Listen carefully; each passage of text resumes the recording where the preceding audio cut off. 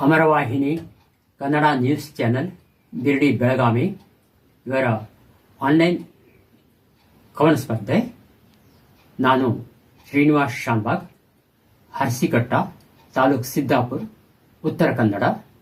ನನ್ನ ಸ್ವರಚಿತ ಕವನ ಸ್ವಾಮಿ ವಿವೇಕಾನಂದ. ನಾನೀಗ ಅದನ್ನು ವಾಚನ ಮಾಡುತ್ತೇನೆ.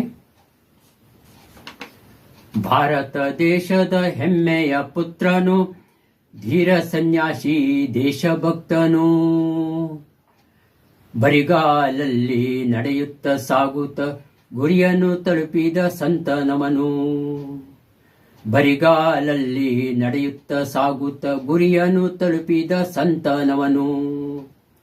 ಯಾರೆಂದು ಹೇಳುವೆ ಕೇಳಿರಿ ನೀವೆಲ್ಲ, ದಾರಿ ತೋರಿದ ಶ್ರೀ ವಿವೇಕಾನಂದ.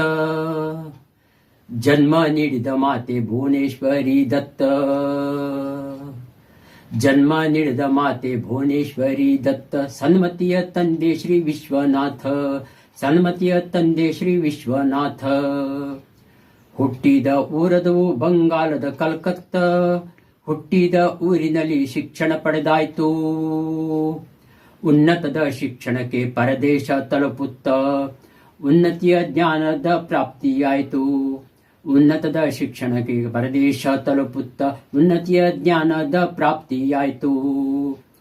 ಮರಳಿ ಬಂದರು ಅವರು ಭಾರತ ದೇಶಕ್ಕೆ, ಮರೆಯದ ತಾಯ್ನಾಡ ಉದ್ಧಾರಕ್ಕೆ.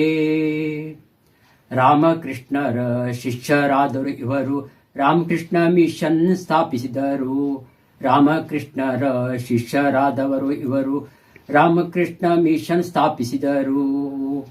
ಗೀತೆಯ ಸಾರವ ಪಠಿಸುತ್ತ ಬೋಧಿಸಿ ನೀತಿಯ ಪಾಠವ ಕಲಿಸಿದರು. ಗೀತೆಯ ಸಾರವ ಪಠಿಸುತ್ತ ಬೋಧಿಸಿ ನೀತಿಯ ಪಾಠವ ಕಲಿಸಿದರು. ಮಂದಿಯಲ್ಲಿ ತುಂಬಿರುವ ಮೂಢತೆ ಓಡಿಸಿ, ಮಂದಿಯಲ್ಲಿ ತುಂಬಿರುವ ಮೂಢತೆ ಓಡಿಸಿ ಹಿಂದೂ ಧರ್ಮವನ್ನು ರಕ್ಷಿಸಿದರು. ಹಿಂದೂ ಧರ್ಮವನ್ನು ರಕ್ಷಿಸಿದರು. ದೇಶ ವಿದೇಶದಿ ಭಾಷಣ ಮಾಡಿದರು. ದೇಶದ ಕೀರ್ತಿಯ ಮೆರೆಸಿದರು.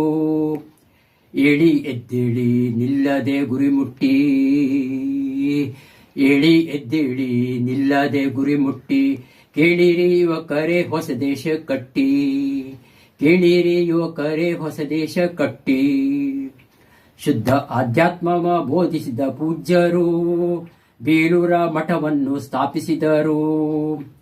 ಜಗಕ್ಕೆಲ್ಲ ಭ್ರಾತೃತ್ವ ಸಂದೇಶ ಕೊಟ್ಟವರು.